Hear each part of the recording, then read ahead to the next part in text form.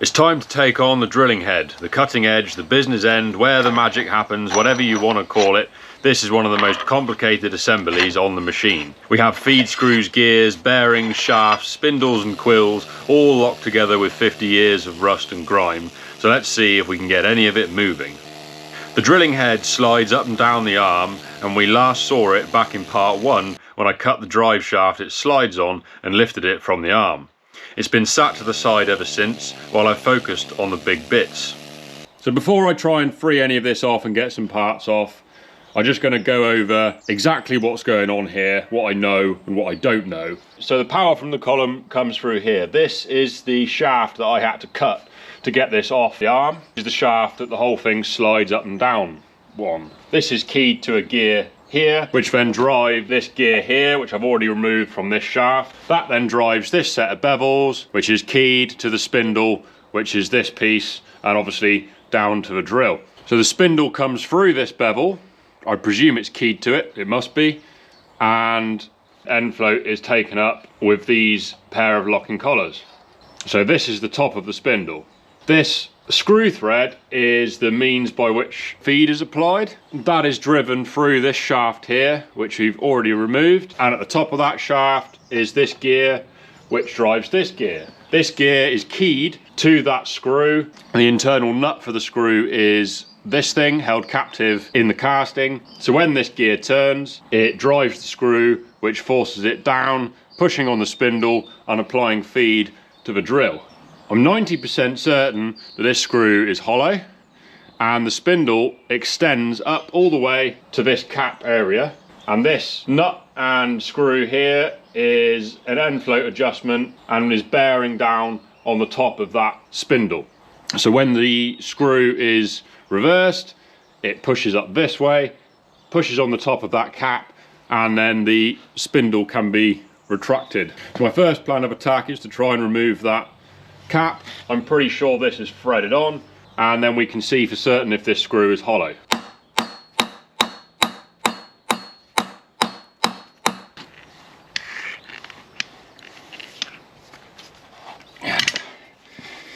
Oh, early victory.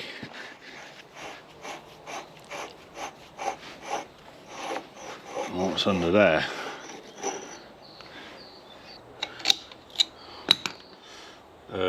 Not much.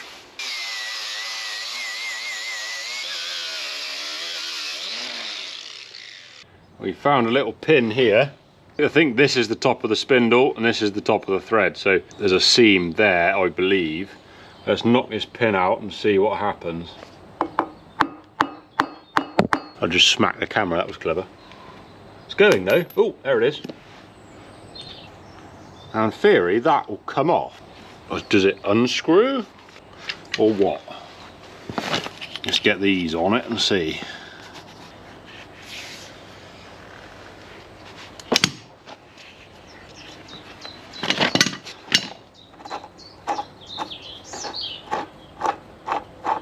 There we are.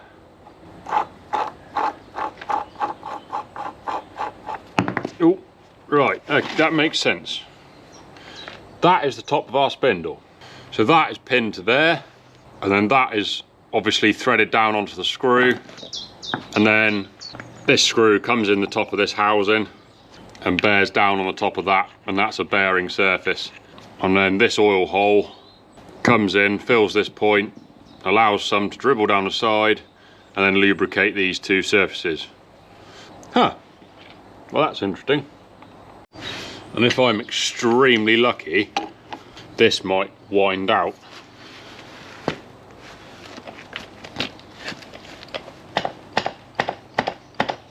No, not yet anyway.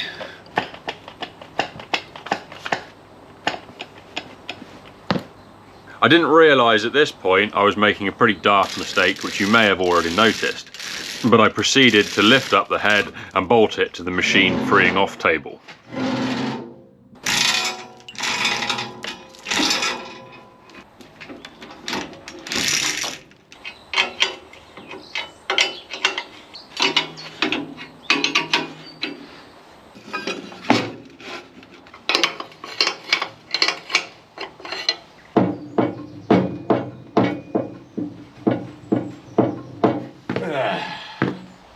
More weight.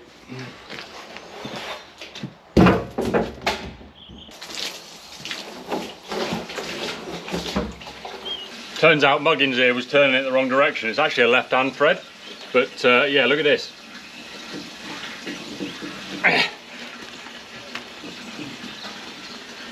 And even better, the nut is staying stationary in that casting. So it's the screw that's coming out, which is incredible. Oh wow. Now I'm not worried about marring up the surface of this with the jaws because this is so pitted. I decided a long time ago that I'd be making a new one of these. So I just want to get it out so the gear can be rescued. Oh yes.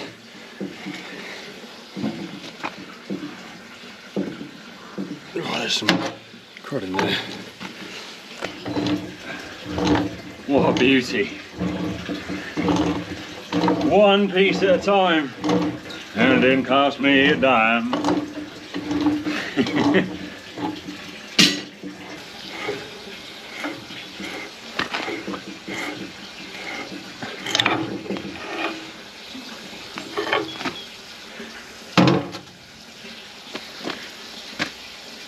There she goes. Let's take this to the vise and see if we can get this gear off this screw.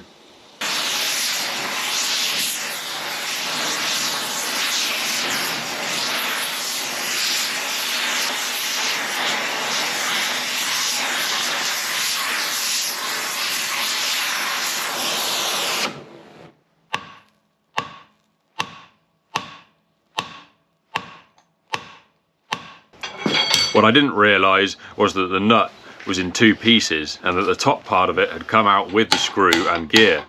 After the screw wouldn't move through the gear at first, I realised it wasn't part of the gear and began to unscrew it.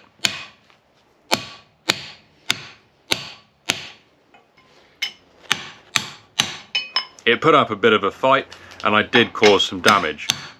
Thankfully nothing that isn't relatively easy to repair.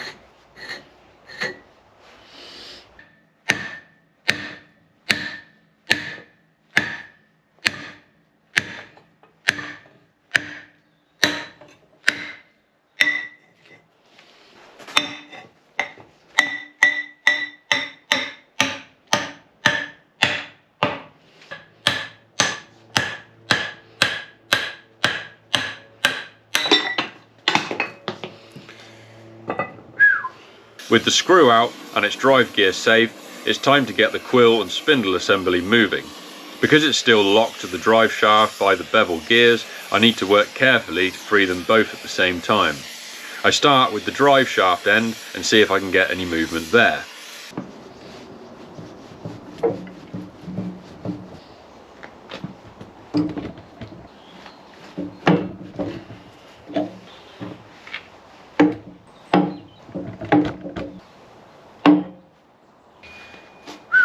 There's a smudge of movement.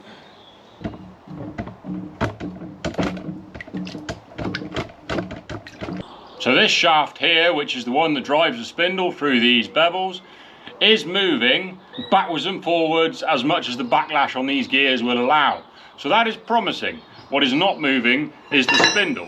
What I don't want to do is just use those gears as a lever to get this moving via that shaft, because they'll just go ping. And I don't want to do any dentistry work on them. What I also don't want to do is use my pipe wrench on the spindle because I don't want to chew it up. I don't mind chewing that up, that's easy to repair. The spindle is a lot harder to repair. So I need to come up with a different way of getting some leverage on this spindle, which means it is time to make a special tool.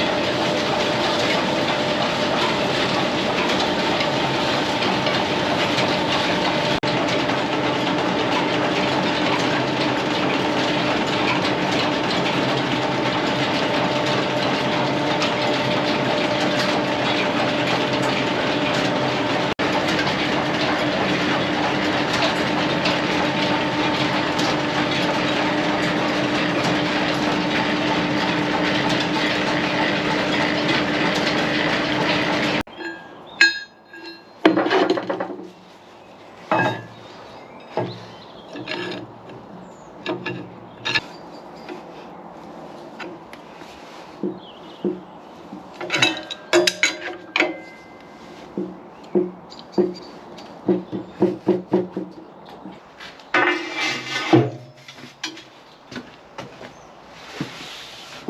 next morning I was able to apply some serious leverage to the spindle, but unfortunately it just slipped.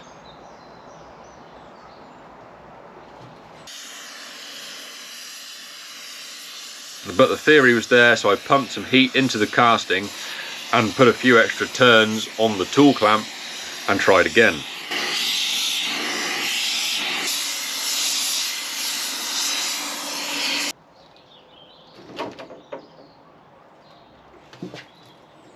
Oh.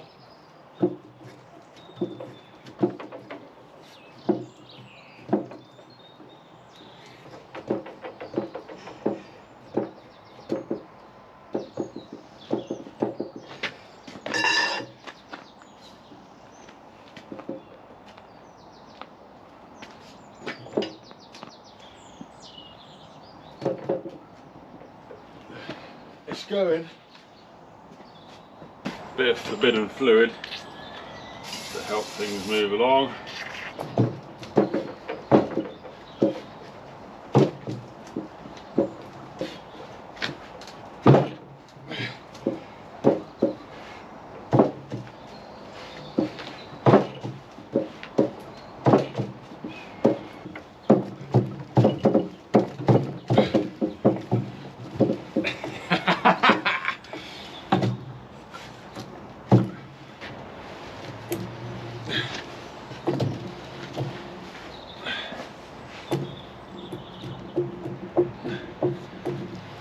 There's a sloppy key in that gear.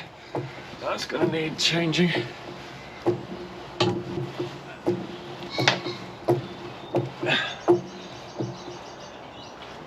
Woo! Gotta love a homemade tool. Another successful one.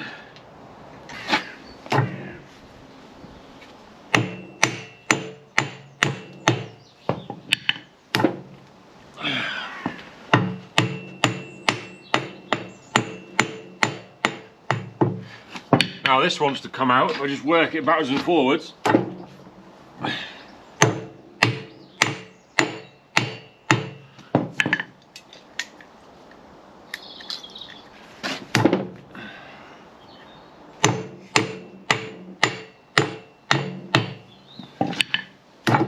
Oh! Now how's that supposed to come off?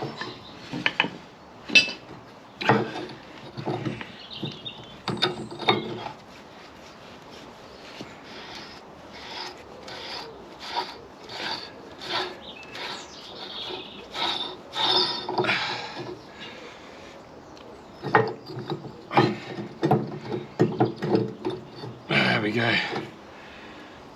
Another bevel gear free. Blimey. Now how does the spindle come off? I'm not entirely sure. Right, I've just cleaned up this area and now I think I've got a pretty good idea of how this went together and how it is going to come apart. So this piece here is the quill, and you can see there's a great big key there which is in line with the keyway in the spindle. This piece is also quill, and this drive gear is keyed to it. You can just see hiding in there is a keyway. These locking nuts come down and then you can use those to adjust end float in this bearing. We've got bronze bearing, we've got one in there, and then obviously this one here. So the spindle extends all the way through the quill and then comes out the top. This is the spindle here. A bit of wear on that.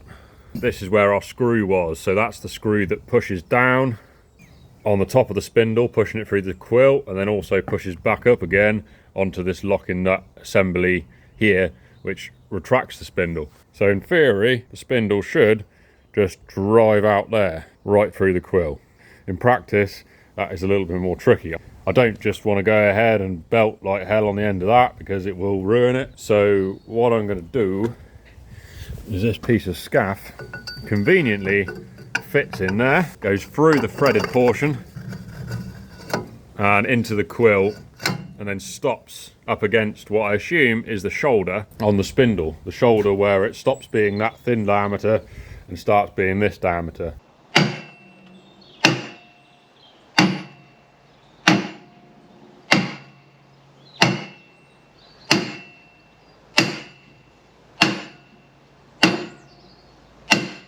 The whole quill's moving, so that's fine if it wants to do that.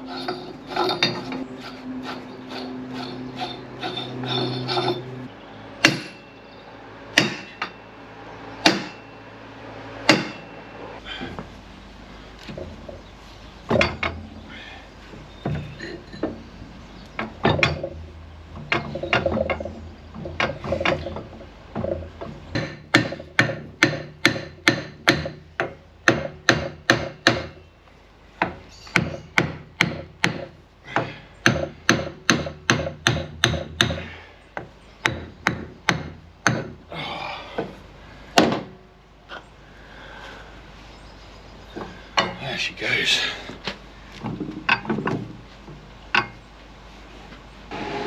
That key's got to come out.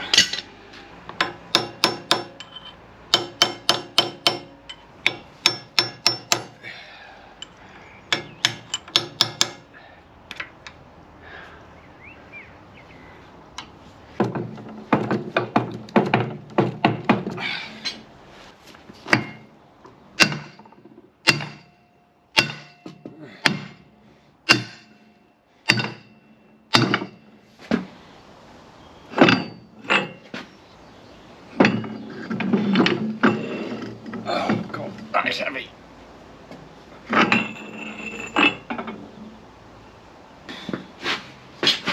Jeez.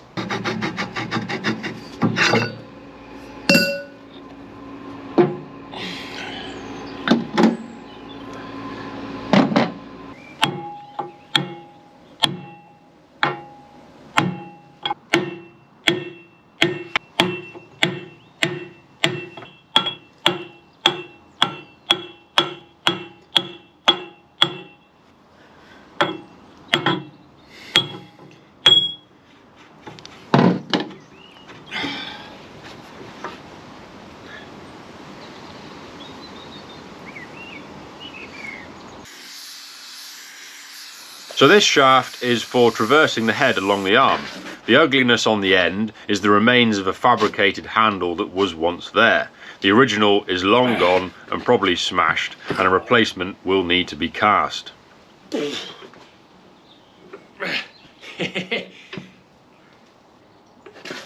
On the back side is the pinion that engages with the rack we removed in part 3.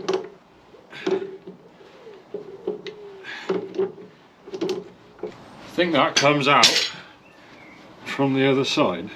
Yeah, it's loose, look. So, get this flipped over, see if we can get that out.